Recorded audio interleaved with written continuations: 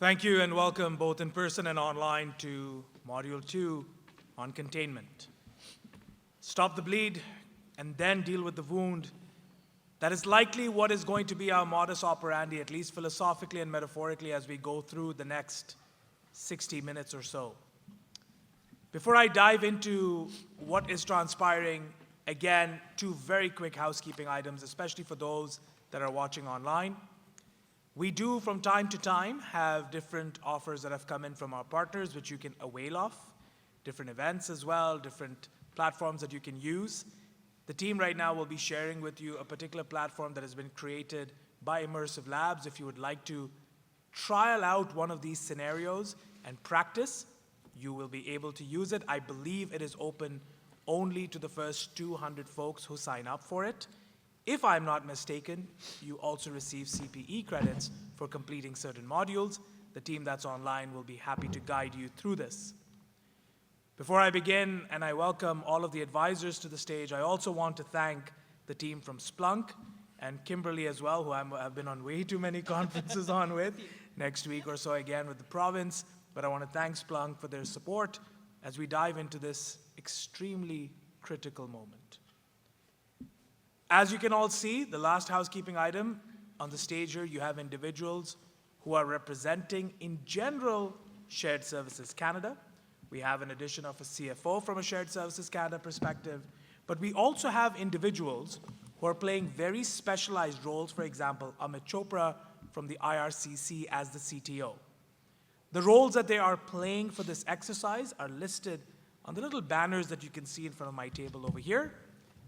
And on the screen, if you're watching online or if you're watching from this view, you see their original daytime role titles.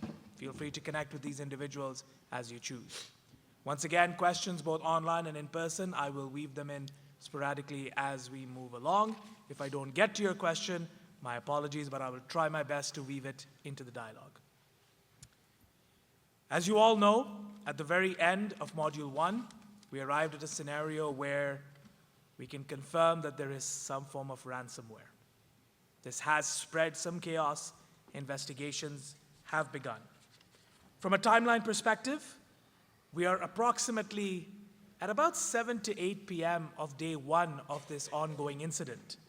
And as expected, unverified reports have started circulating on the media. I'm going to ask the AV team to queue us up for a video that comes to us directly from our news reporting anchors. We'll have that video playing just about now. No.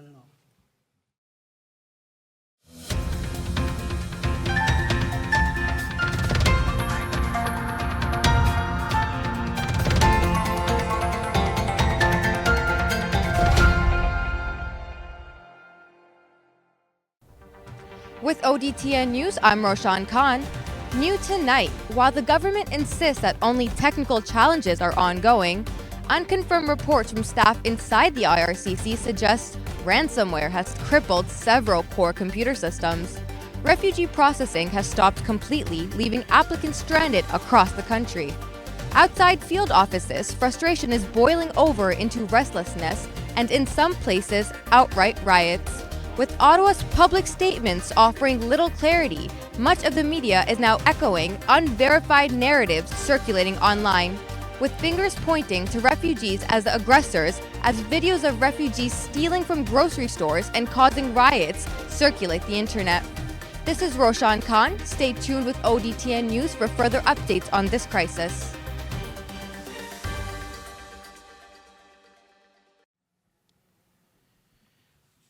So as you can see that this scenario is starting to basically make its way in multiple iterations onto the media. We haven't yet issued out any communications. Walter, at this point, given what we're seeing in the media, how urgent is it for us to, you mentioned previously, and folks have asked this question, you've mentioned let's have a press conference. I'm hearing some pushback where they're saying, no, let's just issue out a statement, but we have not at this point said anything. Is there a reason for this silence? Is it strategic? Is something coming? Any perspective, Walter, that you can provide us? Yeah, sure. I think if indeed we have not yet communicated to the public, that's a big mistake, and we need to catch up on that. One thing that you want to do to, again, maintain the competence and confidence and the sense of calm that the government of Canada is responding correctly, is to message publicly what's happening. So we need to get, like I said before, ministers, the president of SSC, who's obviously my boss, in front of the media, explaining what's going on, keeping it very simple and fact-based, and presenting to the public what is being done in general terms, what is being done, and what they can do to help cooperate with the government to see us through this crisis. So number one priority is you got to communicate and let people know what's happening. Disinformation is one of the biggest threats that we're going to face in this crisis if it gets out of control. So you need to be proactive with the comms, and you need to follow up when on a periodic basis or when there's a significant change in the situation, i.e. when new critical information comes forward. If I can take this a step further and perhaps, Bill, bring you back into the conversation, we're also getting requests basically asking us to explain, is this disinformation and malinformation campaign part of the TTPs? And I did receive a note saying we are using a few acronyms. There are some folks in the audience, both in person and online, that may not be familiar with some of the acronyms, which is totally fine. The techniques, tactics, and procedures that this group that may be hitting us. Is there a possibility that the misinformation campaigns that we're beginning to see is part of their attack vectors? It's always possible.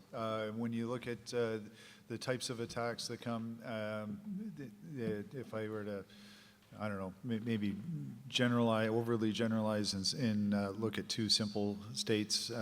One could be point in time. So what is the goal or the objective? If it is a larger, more coordinated attacker, then generally there are multiple prongs to those sorts of attacks. They try to distract. They put up distractions, divide our defenses, keep us occupied in other areas, while they try to go after, the attackers try to go after their main target or goal. So I think ultimately we don't know what the goal is at this point.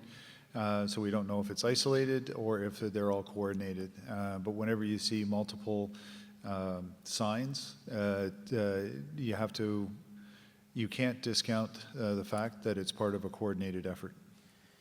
So as we're putting all this together, Shruti, why don't you to chime in, please? Yeah, I just have a question for the SOC team specifically. So have we raised it to a level 2 event? And if yes, have we done the due diligence of informing the Canadian cybersecurity team as well as to the CIO's office? What's the status on communication and wrapping them up about the event? We have started analyzing and doing all the fronts that we're supposed to. The public relations team has been informed with all the data that we have collected so far. Facts, not just random information or insights. They're doing their best at the moment. We are following the protocol of not revealing anything extra which can potentially cause any sort of chaos. I think I'll lead back to the IT team to provide their inputs as well. Alex, are you in touch with the IT team? Because right now with the contractors, we had a lot of pushback, and thank you, Shruti, for raising this as well. We had a lot of pushback, but we're consistently coming to you and security. Are you in contact with them? Can you give us some update over here? Because it seems a little bit lopsided that every question seems to be coming to you, and I can't reach out directly to this IT team. Well, there's definitely some siloing going on, and what was initially the IT support issue that did escalate to our third-party partner, CyberX Solutions. I'm being the middleman between internal IT support, third party, and the SOC. To answer the question, we have raised it as a level 2, and we have initiated communications with emergency management and various other internal stakeholders to make the government aware of the situation while we continue to really determine the scope of what is impacted. You know, we've been pulling on threads, and we've got our team doing a lot of good work, doing the data hunting to really get a very good list of systems that are impacted so that we can start containment actions. All right, there are a few technical questions that are starting to stream in, but I will get to them. And SOC team, I am aware that you're putting together quite a few updates for us, and your screens will pop up very soon. As everyone can see, we have enlisted the support of Octavia Havel to come in as the Chief Financial Officer from a Shared Services Canada perspective. Octavia, I believe there were some sidebar conversations about insurances, so on and so forth. Anything that's top of mind for you as we gradually move into the technical logs? Right. So one of the things that I'm noticing is that we are gradually losing revenue, right, for RRCC. So because we can't process these applications and we can't continue to move them through, we are starting to see a decline in money that we're actually getting in. Unfortunately, the government typically does not have cyber insurance, and so I need to actually go and get the approval once we get the estimates from the Ministry of Finance. However, I haven't gotten any concrete estimates from any of the teams as to what we need to do. Once we have that information, then I'll be able to kind of help out a little bit more. Fair enough. This news of not having cyber insurance is also news at this point. We will dive deeper into this. I'm just going to ask for my screen to come up very shortly, because the AV team, if you can bring this up from my side, we are consistently getting questions about what do we need to be doing next. I have a message that has now come in from a partner agency specific to biometric data, saying, do we disconnect our systems until this is resolved? Shrey, and the SOC team at large, I'm going to ask for your screens to come up at this point, because I really do want to tap into Kimberly's expertise as well. Can you give us a status update on what you are seeing and what has been uncovered over the last few hours? Absolutely. So there are two things to look at right now. One, there is a certain outage on most of the nodes on the eastern side that I'm looking at right now at the moment. Secondly, and this is the most important one, which is the SOC team has been working hand in hand with the IT team, and we have initiated a rollback just to make sure that if anything is possible, going with the backups and sort. But it seems that has failed as well. There are a couple of corrupted files that I'm looking at. Few of the biometrics have not been operationally well, and the integrity has been lost on that. We've been trying to keep up with the backups. We've been trying to roll back as much as possible, but I'm not sure if I can be of much answer at the moment. I'll keep you posted as I hear more from them. I think there's also a bit of a screw up here, because IT Ops first they followed the recommendations of what we thought was a ChatGPT response from CyberX Solutions on just reboot all the things. Oh no. And now IT Ops went back and started doing a revert on a lot of the VMs that we believe were affected. That has resulted in corruption. Again, in a ransomware case, I don't think they were following any playbooks in regards to data being encrypted and what to do, and more importantly, what not to do. And I'm worried that we may have made it a little bit worse. Can I ask a dangerous question here, because you brought this up earlier, and I'm hoping that you have an answer for me, Alex. We talked about backups. How are we looking from that front? Is there any update there? And I'd also like to get Kimberly's perspective on this. Alex? We do have some reversion capabilities within our hypervisors. From a data backup perspective, that's outsourced to a different department in the shared services.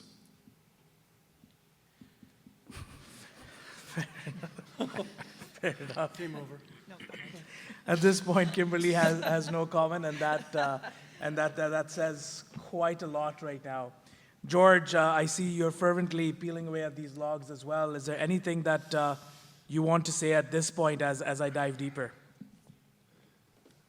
Really, we need to really focus on where are the actual sources of the outage coming from. So in other words, do we determine what environments need to be contained? Can we determine the number of endpoints? Can we determine the number of servers? Can we determine integrations and dependencies for those components? Do we know that they have access to any of our EC2s or any of our S2 buckets or S3 buckets? Like, how compromised is this? Is it just an access compromise, or is data being exfiltrated? We have no idea right now, based on our current situation, what exactly this bad actor is doing other than deprecating our ability to use our own environment. So we need to determine the nature of this threat, how bad it is, and then obviously, of course, getting back to a state where we can operationalize ourselves and get back to servicing Canadians. Do we have a readout in terms of how long it's going to take to restore the systems and what the impacts could be? So if we're a day, 2 days, 3 days out, right, how long will it take to recover them? And what does it look like in terms of the impact directly on the department, but also indirectly as well on local law enforcement, health services, Canadian Border Services, right? Those are some of the ideas that I'm starting to think about right now. And I'll add to that, additional to that, we also need to kind of think, do we do until the systems are back up? Do we fall back to manual way of doing things? And if that's an option, do we have the reinforcements right now to kind of support that? I'm going to jump in as well, if you don't mind. So one of the first questions I would ask, just thinking about containment and the question of biometrics and if that data is protected, the first question I'd ask is, what are we not seeing? If we don't have, or if the agency, the department doesn't have logs available, how do you know what you need to contain? And how do you make sense of that? And how do you know if your data is compromised? So it really is a question of getting the logs in the right place so that containment can be done quickly, can be done accurately, so it's not too slow and not too disruptive so as to disrupt other departments and other agencies while you're containing and working through the attribution analysis as well. One of the things you need to think about, having worked in foreign intelligence and cyber defense for the federal government for quite a while, the adversary gets a veto. They don't play by our rules. And you need to keep that in mind as you're looking through the logs and making sense of all of that in a platform. I really want to work with this because you've also brought in the geographical side, the federal side. A very powerful question is coming online from Logan. I'm going to read this out verbatim. Amit, eventually I'm going to start coming to you as well. Alex and our CISO Bill and Shrey, these might be targeted at you. The question says, given the visible scope, and this is going back to the diagram that you pulled up, shouldn't we be isolating the West Coast connections from the East Coast, especially given that Western connections have been untouched so far? Is this claim verified that the Western connections have been untouched? And I'm going to ask for your screen to come back up so we can see that map as well. Western connections are untouched. The claim is accurate. We have initiated the protocols so that the spread can be isolated as much as possible to the eastern front itself. The file servers which you're looking at, which seems to be corrupted, the rollbacks which you're trying to attempt, they're all on the eastern front itself. The west is still safe. It's still active. It's running properly on guard as well. The issue is isolated still on the eastern side. SOC can confirm that. And I'll just put a little bit more meat on the bone there. So the endpoints that are on the West Coast are currently unaffected. So it looks like lateral movement's not moving at that user layer. The centralized systems of the IRC NG 2000 application is full encrypted at this point. We are creating a list right now of the systems that are impacted, and containment considerations need to happen in terms of making sure that those systems are fully isolated. The other things we need to consider are those interdependencies. So, that system does rely on other systems, so we want to make sure that they have not been impacted. Ideally, it is architected that it's a read-only pull, but we have to validate that now because of some other inconsistencies we're seeing. So at this point, we've got a good list of systems that are affected, and now we have to zoom out, understand the services that are impacted, so that we can start communicating if embassies need to start doing other contingencies while we finalize that. But some containment action has happened. We're probably going to make some other recommendations soon. So I have a question. Sure. I don't have a technology or like a security background or anything like that, but I'm just really curious. You said that that the West Coast isn't impacted. However, I read a lot of articles, and this may be propaganda, but I read a lot of articles, and a lot of times they say something about a threat actor can lay some kind of like just in the system and not before they do something. So how do we know for sure that the West Coast is not impacted being that, if our trigger to identify if they're impacted or not is if the system has been encrypted. I'm going to jump in quickly. Please. So that was one of my questions as well. According to the monitoring systems that are in place, those systems have not been impacted. What if this is a cyber attack, a ransomware attack, as it's been stated? What if the adversary has taken over those systems as well and made it look like everything is okay on the West Coast, but it's not actually okay? What if they've had a foothold there for years? We don't know yet. And without proper logs and proper data and a true understanding of what's normal in the environment, it's very, very challenging to figure that out. So we're at a stage right now where we do need to contain and stop the bleeding. So while the systems are up and online, they're not usable because the back end is down right now. So, the up-down monitor is going to give certain visibility of the health of a system, but not necessarily the totality of the entire system. And lateral movement could have already occurred, an infection of the ransomware, or just being able to take over the system and use it as a dwell spot for the time being is a likelihood. So contain first, make sure that we are going to limit the blast radius. Second, we would want to start doing threat hunting against those systems to validate that, looking at the logs, looking at processes on those systems and trying to identify, like, does it look normal? Is it aligned to our golden image, or has it changed? And so that's where we're at right now, that we do believe that we are containing it so it does not propagate into other systems of IRCC or partners. All right, I need to bring in Amit from the IRCC perspective. You've now been brought into this scenario. We are receiving messaging from our provincial partners, and I'll read them verbatim. This is something that has been said at an emergency meeting. If Ottawa won't cut connections, we may unilaterally sever links to protect our provincial networks. Your thoughts on the tension that is now being created between the federal and provincial partners and the reliance of provincial partners on federal services? Is there anything that's coming to mind right now? I think right now our focus is on segmentation. As a lot of people over here have said, we are trying to identify the logs right now and trying to see what segments of the network are affected and in what capacity are they affected. We are working on sort of a short-term containment right now to identify the root causes of the system. There are some indications and of some files being affected that we are trying to identify right now. We are looking into the direction of a ransomware, some AI parsing, document parsing. We are also looking at different areas via, if the West Coast is not affected, why are they not affected, what is causing them for the threat not to be bleeding onto the West Coast.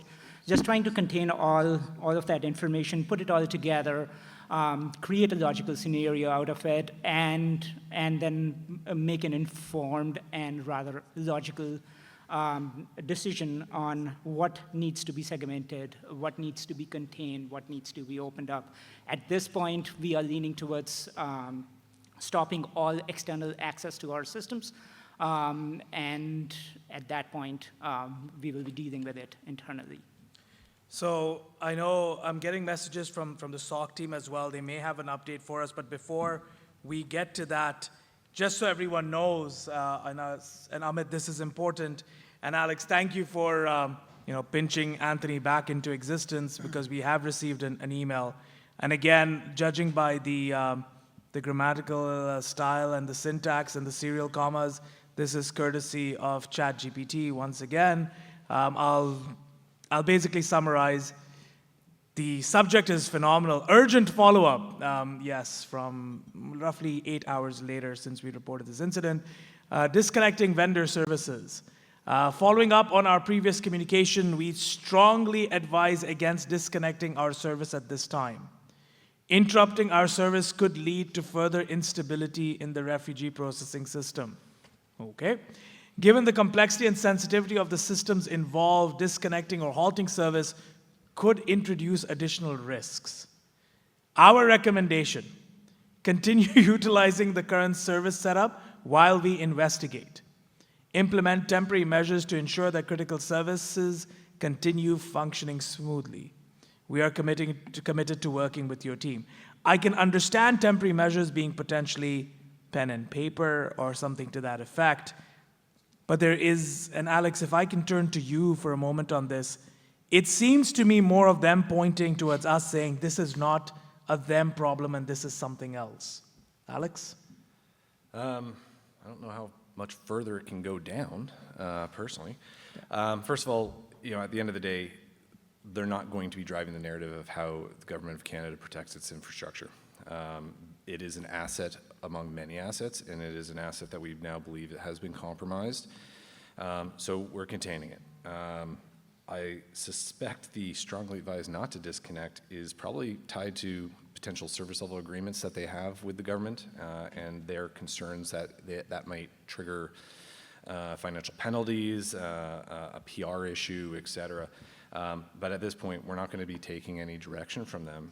Their system is currently compromised down, impacting both our infrastructure as well as people.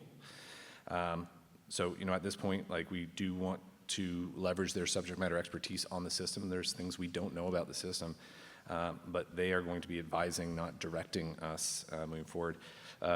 That does bring up a good point. They likely have a lot of remote access to this system, and we're going to have to consider whether we allow those connections to persist to receive support from them, or make them come down to the office. So if I can kind of chime in, this is actually causing me, from a finance perspective, to actually be a little anxious. One, have we actually talked to Anthony at all? This email seems as if it may not actually be someone from CyberX Solutions, one. And then two, someone in that level does not identify or can't identify what we do, as you said, with shared services. So I'm already in the process of talking to my team and our general counsel to actually start going in and looking at the contracts. And there's already service level penalties simply because they are not actually being forthright with us as according to our contract with them. Ali, I had a question as well over here. Do we know what's actually out right now? I mean, we're trying to do a containment exercise. We have not taken stock of all the individual components and operations that are out. We don't have a prioritization as to what we need to get back up and running. And we're in no position to make any strategic decision about cutting off anything or anyone right now. We have zero visibility, as it seems, because we are reactive. Everything now is something has happened, we jump to it. Something has happened, we jump to it. We are not in control, the threat actor is. Yeah, and I think this is a perfect moment right now to bring the SOC team back into the conversation. Shreya, I got your message to me. I believe you have an update about an outbound connection to an unrecognized IP. If you can dive deeper into this, and I will ask my panelists here to look into the screen to take a look at this, because this seems to be a critical alert that is now being investigated. Shrey? Right, thank you, Ali. So far, from the information that I've received from my team, there has been a couple of steps which has been actioned out. Number one, when the rollback was initiated through the AI engine that we just introduced to our systems, the thing is, it triggered something. For some random reason, one of the files which was a part of the biometrics, it triggered an outbound connection that exponentially increased throughout the period of time. We are not sure where this outbound connection is logging into, because there have been a couple of jumps and hoops for these IP addresses, and pretty sure there's going to be multiple routings, and it's going to be needle in a haystack even if we reach out to the final IP address. I don't want to add more to the tension, but at the moment we don't have anything contained. We are trying our best, and we are working hand in hand with the IT team to keep incident isolated. However, it seems there is a spread. There is a spread throughout the eastern front. I just don't have more information to share. I hope I had. All right, this frustrates me because the NOC told me that they had locked down the firewalls for this entire environment. So the fact that we're still seeing egress connections, and these UDPs are indicative of a stun type of phone home capability to bring that connection back into the environment. So we'll escalate to NOC and make sure that the firewalls are fully blocking traffic. Could that be remote access, though, where we could kill those accounts? The It is contractor possible. accounts? It is possible because of the third-party vendors that we have had. However, there was a certain level of oversight in place, but still, there is a possibility of it. Do we have a confirmation whether it's a backdoor access you're talking about, or if it's due to some integration that we are seeing this new IP address in question right now? So we are trying to narrow down on it, whether it's going to be an internal backdoor connection which has opened up sources to the outside world, or is it something else at the moment. But I don't want, again, my words, re-spread any misinformation. I'll share more data as soon as my team shares more updates with me. Shrey, was the outbound connections from the AI parser itself? No, it is actually initiating from a different process that has been executed because of the AI parsers. It triggered somehow. But on I the same just don't- system? On the same system, yes. Okay, so what's old is new again. Again, that's just, reverse shell that we're seeing. And that frustrates me because I brought this up like over a year ago, that bringing in an AI parser and not recognizing the attack vectors that an AI engine can create. This is essentially Alex, prompt I injection. have to jump in here. We have our CFO here who has told you, although sidebar, when Octavia says she's not in security, it's very difficult to digest, but I'll live with that. But Alex, we have people here in person as well as online who may not be familiar with when you're using these terms, AI parser, et cetera. Can you just take the next minute or two to explain this system to them, and what exactly are you referring to? Well, this project was initiated to streamline immigration processing. A lot of paperwork, right? Our forms, their forms, lots of evidence. So CyberX Solutions said, let's bring in the AI. And that tool was to be able to consume all that data, parse out the right data, et cetera. Unfortunately, I pushed back on this, saying this is too bleeding edge. There's too many unknowns with how these large language models are working, both how they work as well as the vulnerabilities that may be contained. And maybe I'm jumping to conclusions here, but if we see a reverse shell being triggered from the system that the AI parser's in, and we're suspicious that a weaponized PDF got through that parser, it likely means that the AI system parsed the document, instead of seeing a name, saw a command, and executed it on that system, phoning home, and now we may have remote access. Ali, I'm quickly jumping in here. I want to broaden us back, the team's focus on just one critical element. Do we have clarity on, have we sent out any communication yet? We're still trying to understand this impact, the level of impact, the services of impact. I have serious concern if we have already communicated to the authorities. Do we know from the SOC team what type of services were compromised, as well as was the data compromised? We haven't looped in the privacy office yet or any regulators. This should be done at the early stage of containment. This should not be something that is left out at the last resort.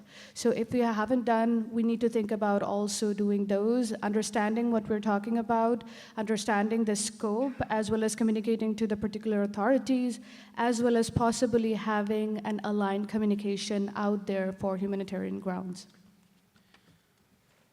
I'm also going to add to this in what George has said, is that I still need some clarity as to what is actually down. I'm going by the notes that I have now. Is it fair for me to say that the immigration processor is identified as the source of the initial compromise, and any systems that are connected to this processor, those are the systems that are down? Is that a fair statement, and does this also relate specifically to specific endpoints? Can I get some clarity on the scope of this blast radius? Alex. So the system is, we've seen ransomware banners popping up on many of the assets within the IRCC NG 2000 application. So, it's needless to say that system is down. Any services that rely on it are impacted now. We have done some containment of taking those systems offline, leveraging the EDR agents where deployed to provide that containment, pull back a little bit of data. So we have the containment of the technology side of it that we believe is adequate. Now, again, some of that network blocking worked on some things and obviously didn't work on the UDP traffic, but that aggressive containment that we were doing may have other impacts to services that are otherwise unaffected, just they've now lost connectivity to a dependent system. But I'm confident that our systems, we're not going to see any more propagation. We're going to validate that by starting to pull logs off of endpoints and looking at traffic logs as well. Like I said, it'd be nice if we had a more mature baseline of our network traffic in this environment. That's nice to have, and we don't have it. Alex or Ali, do we have either an incident commander, a breach coach, a DFIR team, someone external coming in for support, or are we all just trying to internally manage this? Do we not have anyone on retainment? Well, based on the last conversation that we have, we do, and we are beginning to engage them, but there's been, as you said, there's a lack of clarity on exactly what is going on. We're not able to explain in complete precision what we're seeing. And like you said, everything right now has become a reaction to us. I think Octavia's comment about who is this email even coming from is drawing up even more suspicion. So now reaching out to another third party is drawing quite a lot of ire. I agree that we're not necessarily following our playbooks constructively, but there is a lot of nervousness and panic right now. Okay? I'll follow up that, we're the government. We don't buy cyber insurance. We are the insurance. And we also don't outsource incident response. We are the incident responders. So SOC teams, tier 2s, tier 3s, are focusing more on the threat hunting now to make sure that we have fully contained it before we start considering eradication steps. Seems like chaos, but let's go with that. So can I just ask a very, again, I know I probably shouldn't even be in this meeting right now, but I just have a question. Do we think that we have the steps needed to contain this so that we can at least try to start seeing the real damage? I got a message coming in from the SOC. SOC, can you confirm for me now to the question that Octavia just asked? You mentioned that 2 specific systems are down. Can you clarify that for me, please? Absolutely. SOC received a couple of questions for the same, that what's the landscape that we're looking at, which applications are down. And from the confirmations that we have received, the immigration application processing portal is down. Any ingestion engines, any ingestion pipelines are all down. We don't have any visibility towards what applications or even files are being submitted or what's being happening on that side. Second, the border security biometrics are also down because they both are interconnected with each other. It seems that the system is interlinked, and I don't want to say malware or virus or anything like that, but whatever that malicious actor is, it has laterally moved throughout those networks and got into that application. These are the 2 major areas which I'm looking at, which are down and inaccessible by the other government entities. Okay, so I'll escalate to CBSA and let's let them know that there is some lateral movement that they need to start looking at on their side. We'll focus on our incident, but we'll give them a heads up. Well, I think at that point we have to escalate to level 3 as well. That triggers a level 3 incident response. We're not at 4 yet. Can you just help us understand, especially for the sake of our audience, you've used level 1 and 2 in the previous module as well. What are these gradations and what do they mean from an emergency planning perspective as well? It's more of a coordinated response, so there's separate teams that come in that manage the crisis itself, right, and coordinate. And they work together with the different departments and agencies, so the different cyber partners coordinating that. We're looking at the direct impacts and the indirect effects as well, right? And go ahead. For the 2 segments that we have identified that are affected, do we have a common element between the 2 segments? Are we narrowing it down to that IP address in question? Are we narrowing it down to some other external integration-based attack? Are we narrowing it down to AI parser attack? Do we have some more knowledge on that, or are we just saying these 2 systems are down, but these 2 are too two entirely independent systems that are down. Alex Ushre. At the moment, the only common link which I can find between these two entities is the biometrics and the files which are transferred through and through to verify. It seems that the mechanism that we have in place uses some form of common file structure which enabled the threat actor to move laterally. Considering the fact that the border security requires these things for, of course, checking and verification of who can be in, who can be out, etc., versus the people who directly apply for becoming a part of Canada in any form and shape. That is the common link that I can look at the moment. But without a solid proof, I can't say that this is exactly why the people are in or why the threat actor is in at the moment. Okay. I want to work on that piece where you've mentioned threat actor, and just for the sake of our audience and building on what Octavia said earlier, the financial impact of what is happening. Very shortly on your screen, you will start to see an economic impact counter, and this is starting to reflect what this is costing us across the nation from a monetary perspective.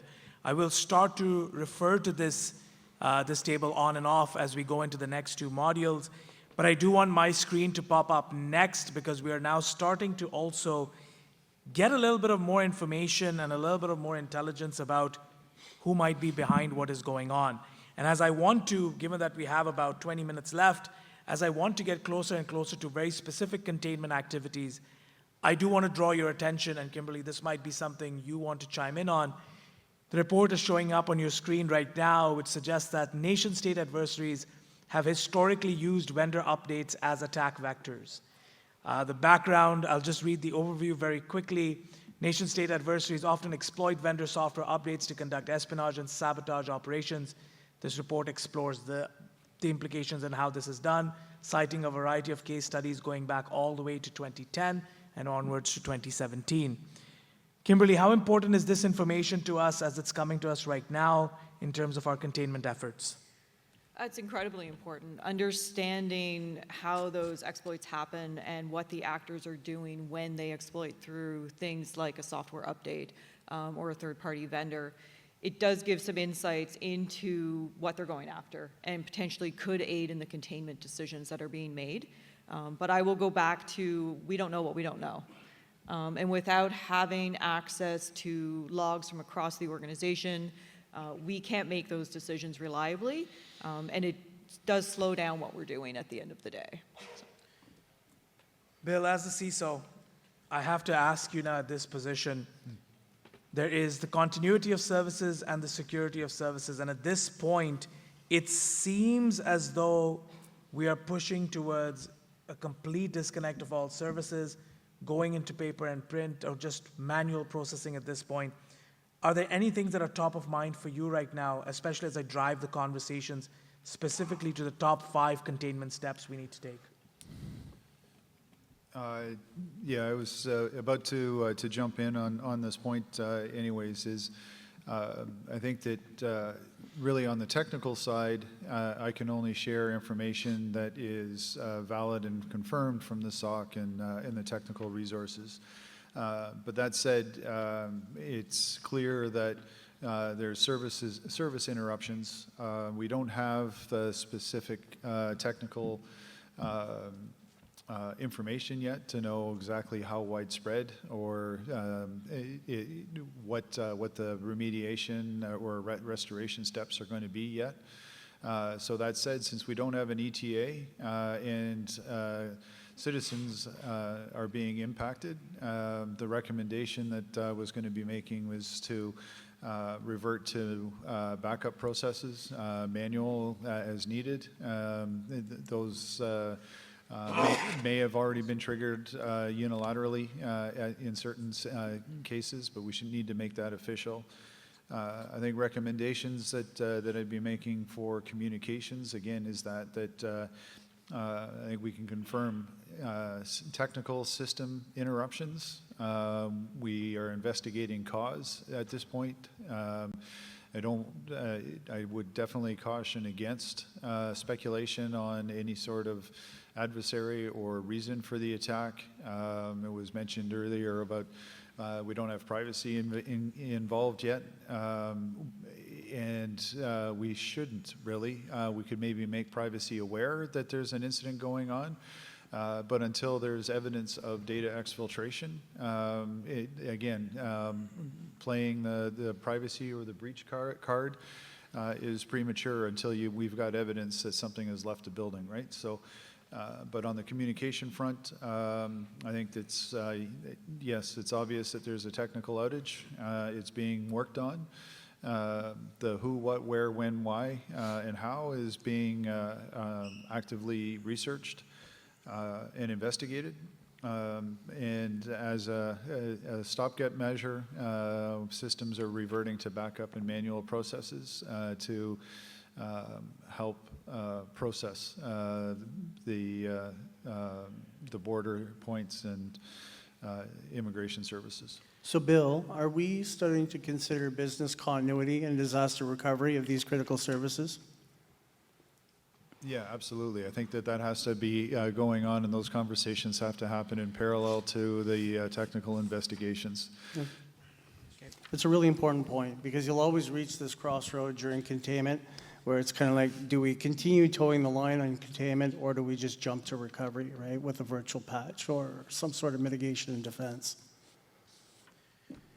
Okay, there's a lot of other things that are coming up our way, and before we go into the very specific containment steps, I do want to address, Bill, you have brought up the issue of privacy, and yes, we are seeing a couple of tweets from a couple of MPs saying, oh, well, there's a lot of highly secure private personal information in all of these systems. Why are we using AI in the first place?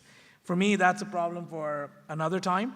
I will refer them to the Minister of Artificial Intelligence, and they can have a fun time discussing that topic. But with that said, I do want to, and perhaps Shruti, I'll start off with you and Kimberly, get your perspective as well, given your familiarity with nation-state scenarios. Shruti, we are being asked now to discuss, at least for the next couple of minutes, the safety of our embassies, the safeties of our borders. What steps do we now need to take in place? There are reports coming in of extreme frustration. There are fights breaking out. There are people that are potentially missing flights. There is a lot of tension. What are some steps we need to be looking at from a non-technical perspective to keep our physical kinetic assets safe at this point? Yeah, I will say communication is the key. A major part of containment is also to make sure that you are going to take care of the people who are out there. It's not just about technical stuff, it's also about what you are doing to build your trust, because at the end of the day, if there's no trust, you're losing out on financial aspects, and essentially your reputation is damaged. At this point, we need to have an aligned communication out there. I've been bringing it up a couple of times, as well as Walter did from the very first module. A communication need to go out there, and an aligned communication. If we have certain evidence of compromise, we don't need to talk about all the details, but a communication needs to be put out there immediately to let people know that there is an ongoing impact and there is an ongoing issue that we are currently investigating, and there would be impact. We do not need to be detailed oriented here, but at this stage it should start from an aligned communication, if it has to be just IRCC, or it could be across other organizations as we see fit, but it needs to be out there. People need to be brought out at peace, and then slowly the technical investigation would go on accordingly. And, I would just add to that, like, do we have any information on the threat to public trust, public safety and trust in Government of Canada operations? Like, what's the readout? So I'm going to share some more information with you, and I'll probably try to see if I can even, and perhaps it is possible, I can even show you just a quick screenshot if my screen can pop up from the AV side. We are beginning to see images like this circulating across social, and the exact note that I'm getting in terms of intelligence briefings is applications are stranded, frustration outside field offices has escalated to restlessness. There's also a social media program that is circulating, well, by program I mean a communications exercise that's blaming refugees now for thefts and riots. And I hate to say this, but it's coming down to we're also seeing some reports where citizens are being urged to take matters into their own hands as well. It is starting to create quite a bit of chaos right now, Jared. Yeah, we need to get ahead of that narrative and control our own details and what we need to put out there, and it needs to happen immediately. It's already too late. Well, then it would also trigger the federal emergency response plan as well, right, to mobilize those resources. Yeah. So it's beyond a cyber incident. Yep. Have we called in the Emergency Measures Act yet? Not yet. Are we at that point? I don't think so. What would trigger us to get to that point? Severe, so loss of life, you know, on a significant level. If we're seeing civil unrest, and now we're seeing people talking about pushing vigilantism as a social media thing, we might have to have a point where police or the military come in to establish some kind of order in the streets. This is where it'd be great to have a consultant. Yeah, that's why I said I know we have access. I know we have access to some of them, but we haven't yet reached out. And then, of course, Alex has added more to it in that we are our own insurance in this whole situation. I will add to this that we're very specifically worried about situations at different border towns. But what we're very concerned about is the narrative that this is taking, because we're also seeing more reports suggesting that other services around social insurance, around payouts for unemployment are all going to get impacted. So we are seeing a very severe campaign here that is targeting the IRCC, but suggesting that it will have wider effects on citizenry at large. So, Go ahead. I would just say, I think before this gets out of hand, we do need to actually put out a statement or have maybe the minister actually or the premier actually come and try to quell a little bit of the civil unrest, because if not, then we will have a larger problem. So yes, we are dealing with a situation. I think, I trust these people, technology and the security team and actually what they're doing, but this is going to cost us more from a finance perspective if we don't actually communicate something. And it doesn't necessarily have to come directly from shared services, but we do need to escalate. Ali, I just have one question on this topic. So are we seeing this actually coming from people? Are we seeing tweets, or are we seeing videos? Like, are there also AI-made deepfakes we're talking about, or actual people with their actual concerns, videos circulating? Because you mentioned blaming refugees. Is this part of another campaign, or we're just talking about actual people seriously being concerned? Look, I am trying to get as much intel as I can on this. I've reached out to our extended comms team as well that supports us in our investigations. I've also just shared that, or rather got from one of our SOC leads, that the SIM farm that I was talking about from earlier this morning, they could be involved in this process as well, given Canada's current status geopolitically as well. There's a lot of factors that are playing into this. I really have to also add that there have been unnecessary but real reemergences of 51st state comments that are coming up again. Hashtags of that nature are coming up as well, to the fact that this wouldn't have happened somewhere else. So this is looking very, very coordinated, and these hashtags seem to be amplifying this message, both on Twitter, as well as rather X, Instagram, and I'm believing that some of this is also coming through TikTok as well.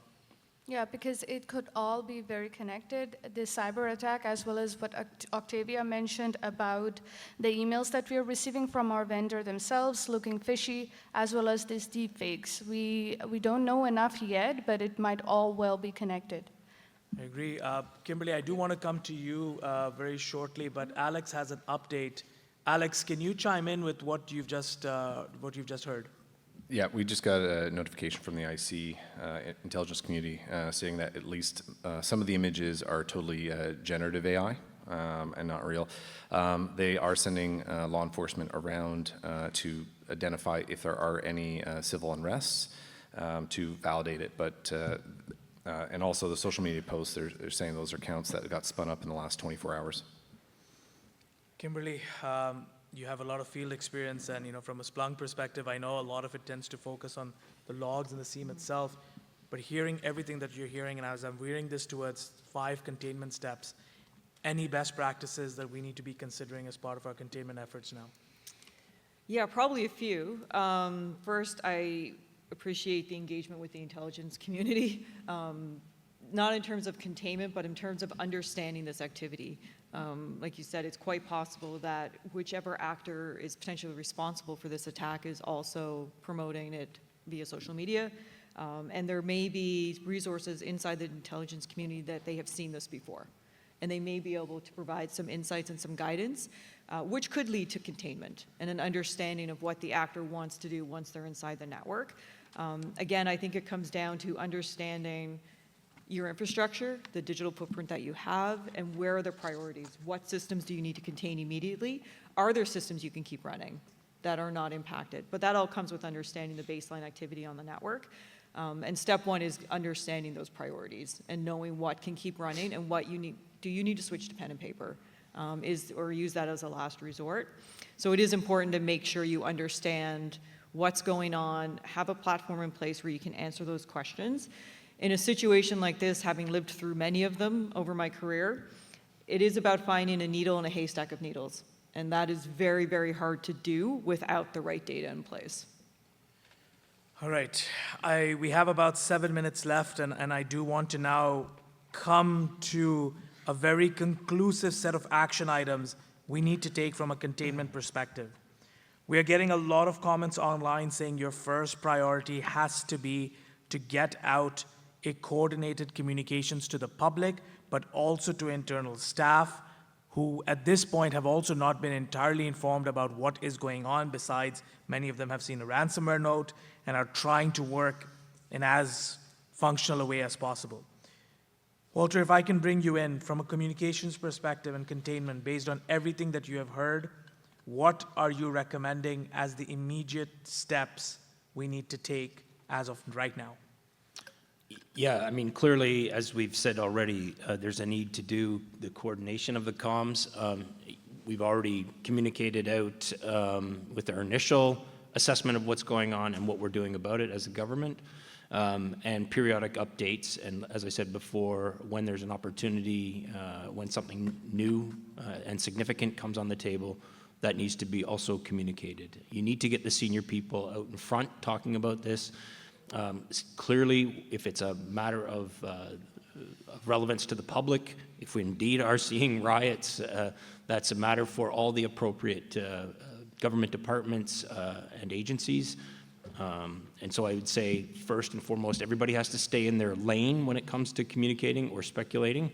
If it's a law enforcement matter, let law enforcement deal with it. If it's a technical matter, then let the appropriate government agencies, the technical pieces, deal with that. So from a Shared Services Canada perspective, as the government's broker and provider of networks and communication services, we want to focus on the technical piece. What is going on? What do we know? What's fact? And what are we doing about it? And that's what we want to stay. I say that, but we also talked about cooperating with others, other key stakeholders. So this is first and foremost an IRCC problem. So how are we helping support IRCC? It's a twofold problem for them. It's both technical and it's got the real life problems that they're dealing with, lineups of unhappy refugees and members of the public. So we need to be encouraging them to talk about the alternative service delivery modes, emergency service delivery modes that they're implementing to mitigate the stress that's on the people affected. I have to ask a very, very important question, and this has to be part of the comms, whether we do a press conference, which I believe you're leaning towards, Yes. With senior leaders being in front of the Canadian audience with an emergency message. George and then Alex, I am getting a lot of push internally that we should state that this has something to do, or we should at least acknowledge the vendor connection. Without any attribution, we should be saying it has something to do with a third-party application. George, the risks or the concerns, or none whatsoever, what are your thoughts on us doing this in our communications? I think at this time, I wouldn't say that this has to do with a third-party application. If I said anything, and we want to reveal something more operationally in depth to the public, it would be, we are currently dealing with malicious actor interference. I would not specifically blame a third party. That kind of creates the conditions for a witch hunt.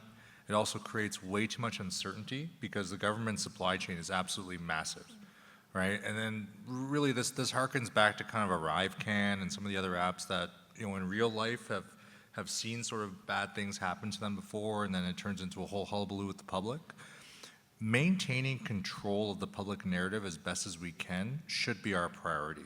So giving them as concise yet as broad, which is like it's a contradiction of a statement, but as concise and broad as information as possible, where, hey, we're not lying to you, we are dealing with malicious actor interference, we have been compromised, but we are still working towards a final evaluation. Our priority right now is getting our systems up and running and getting people back processed and getting us back to normal operations. After the fact, I think that's when you have a commission stood up and you go into the details, but it doesn't do anything to encourage stability within the population if you're starting to reveal details like that this early. Look, I know and I appreciate you've suggested that we don't scapegoat the vendor, and I respect that, but Jared, if I can come to you, and maybe Kimberly, if you have something to add to this, given the misinformation campaigns, and I know that, you know, George mentioned ArriveCan, I can tell you that one of the hashtags we're seeing trending is the whole Arrive scam, so it's triggering, and you know, these are being used as methodologies. Jared, from your perspective, are you okay with us just saying there are malicious actors and not specifying the third party? I would be, based on the information and the facts that we have at this time. Unless I'm misunderstanding, we still don't even know the initial attack vector, correct?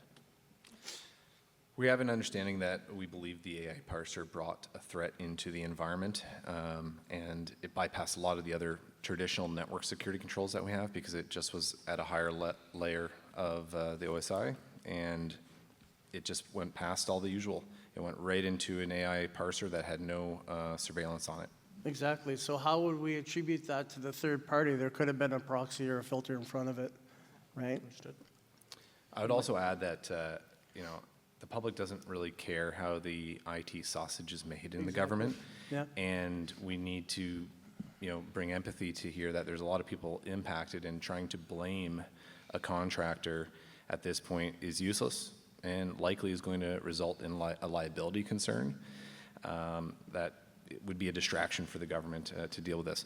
At the end of the day, it is a system that the government has procured and implemented and potentially signed off on authorization to operate, and we have to own it. Yeah, I need to agree with that. It's quite clear that there's a government executive who approved that to be put on government network services. So let's not be chasing after witch hunts and all the rest of that. Own the problem. It's a government problem. Yeah, I think it's important not to play the blame game in a situation like this, right? I think everybody here and involved in, you know, responding to these incidents has been through it before. Vendors are not unique in this situation and have been through it many times as well. And like I said, we don't know the true attack vector, right? We don't have a good understanding. You know, own the problem, deal with it, focus on the facts, be as honest as you can with the comms so people get some respect back and some trust back in the government that you're doing everything you possibly can. The blame game never works. Because, you know, in 5-6 months, it could happen again and it's a different vendor and you've lost trust. So it's important to always keep that in the back of your mind and understand where people are coming from and resolve it as quickly as possible. Attribution can come later, right? Yep. Right now it's about containment and it's about getting the services back to the Canadians that need them and the people that are immigrating that need them. Attribution is down the road. That's an analytic process that takes quite a bit of time, a lot of times, that we can do that after.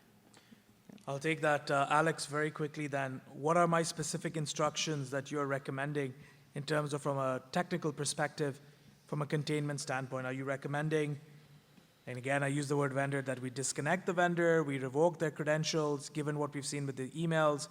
What are you recommending as our next immediate containment steps? We're going to continue to validate that our containment steps that have already been implemented albeit somewhat ad hoc, are complete so that we are confident that there is no more propagation.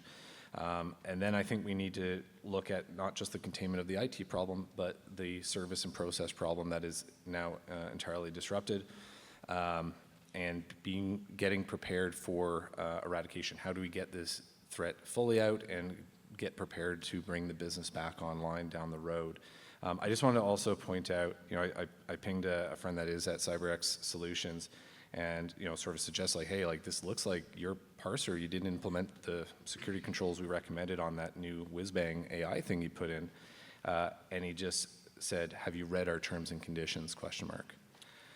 And that is a bit frustrating. There's a bit more of an adversarial relationship building here. But I am familiar that for the most part, software vendors are not liable for any problems that their software brings in. Unfortunately, that is a law that exists, and we've probably agreed to it. All right. We do have quite a few questions that have come in, but I am being very mindful of timing. You have suggested very clear steps that you want to take from a containment perspective. We have a draft communications plan that will be put together without necessarily pinpointing a vendor, and we are going to, at least internally, ensure that all risks to our systems have been communicated to our wider teams. We have our financial officers at hand as well to determine the widespread impact and what this is going to potentially cost us in terms of repair, so on and so forth. So there's a lot of things that have to be in place for this containment efforts to be successful. We are coming towards the end of day 1 of this incident, and as you can all confirm, we are experiencing a pretty significant one. Before we move into Module 3, I do want to thank everyone for the time that they have spent so far, especially the team from Splunk, for joining us and leading our discussions, taking us through the containment module. Containment is really not about prevention, it is about survival, and at this point, we are looking to survive through everything that we are experiencing. We are recognizing that we are under attack. From now till approximately 12:55 p.m., we will break for lunch. If you're online, I advise you to take a break. You can enjoy some of the videos that are playing on the screen as well, some of the ads, some of the opportunities as well, and the CyberX team will continue to post certain opportunities that you can avail of online, including the online lab environment that has been created for you. The first 200 registrants will be allowed to do those labs with no cost. If you're here in person, the CyberX volunteers will guide you to where your lunch is, the same area where you enjoyed your snacks, and we will see you back here at 12:55 as we go into the module on eradication and come closer and closer to the source of the compromise and build the narrative around what entirely went down as we experience this attack. From a timeline perspective, we'll be back here at 12:55 p.m., but in our hypothetical scenario, we will be in day 2 at the very start of our press conference. Thank you all very much, and see you in approximately 50 minutes.